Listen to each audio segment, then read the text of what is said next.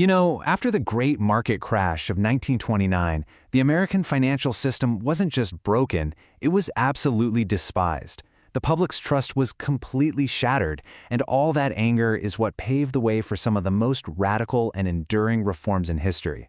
So, how do you rebuild a system when literally no one trusts it? Let's find out.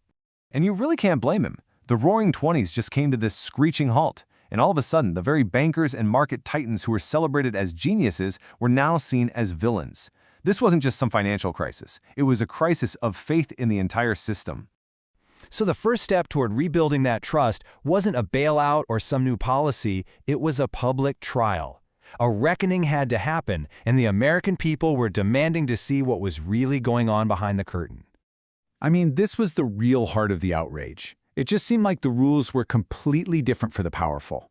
While families all across the country were losing everything they had, the architects of the system, they seemed to be doing just fine.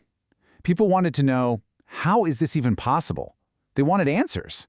And the man for the job was Ferdinand Pecora. He wasn't part of the Wall Street elite. He was a total outsider, a tough-as-nails prosecutor who was completely unimpressed by big names and old money. His investigation would become legendary, turning these congressional hearings into must-see events. Pecora started uncovering some truly damning stuff, and one of the worst was this thing called the preferred list. Okay, just imagine being able to buy a hot new stock for, say, $1, only to have the bank turn right around and sell it to the general public for $5 moments later.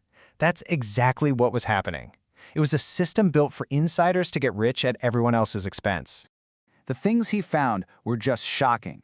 Pecora laid it all out there. Not just the preferred lists, but massive tax evasion by the heads of the biggest banks, including J.P. Morgan himself. The whole myth that these pillars of society were men of integrity was just completely shattered.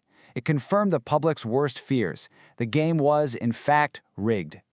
So, with all this corruption exposed, the question became, how in the world do you fix a system that's this broken?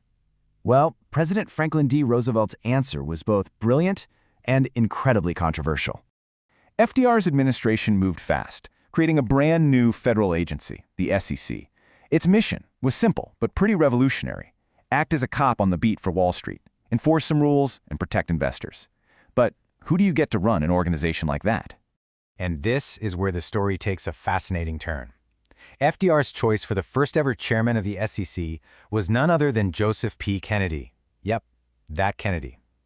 A guy who had made his fortune using every dirty trick in the book, from stock pools, where insiders would team up to artificially inflate a stock's price, to wash trades, where they trade shares with themselves to create the illusion of high demand.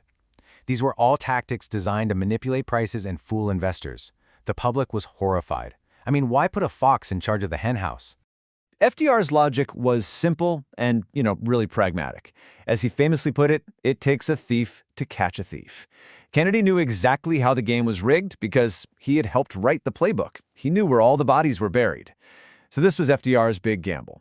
Who better to outlaw these practices than the man who had mastered them? And this really gets to the core of what the SEC was all about. Under Kennedy's leadership, the commission established this radical new principle: transparency. For the very first time, companies selling stock to the public were legally required to disclose the truth about their financial health. No more hiding losses or just making up profits. The truth was now a legal requirement. But, forcing companies to be honest was only half the battle. The other huge problem was that banks were gambling with people's life savings. A big structural change was needed, which led to what a lot of people called the Great Wall of American Finance. This wall came in the form of the Glass-Steagall Act. The idea was to create a really powerful, clear separation.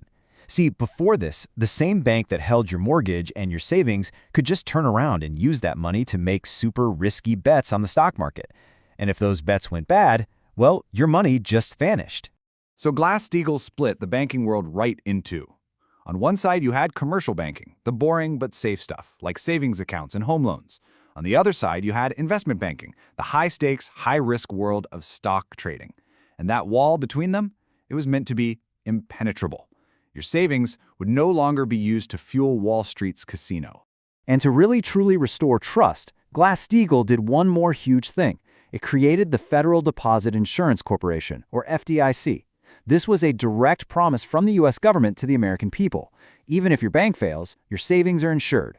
That guarantee was the final crucial piece to convince people to put their money back into the banking system.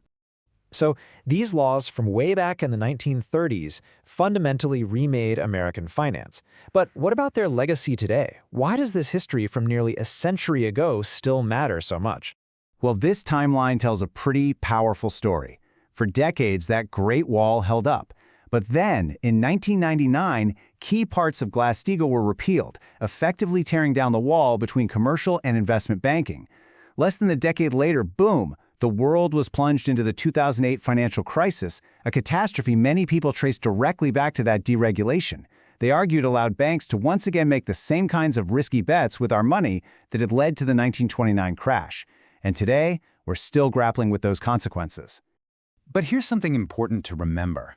Every time you look up a company's quarterly earnings report or read a stock's prospectus before you invest, you are benefiting directly from this fight. The basic level of transparency we now just expect from the market, well, it wasn't a gift. It was won through the hard-fought reforms of the 1930s. And that brings us to our final question. In a world of complex derivatives, cryptocurrencies, and high-frequency trading, are those foundational principles of Pecker and Kennedy still holding up? It's a question worth thinking about the next time you look at the market.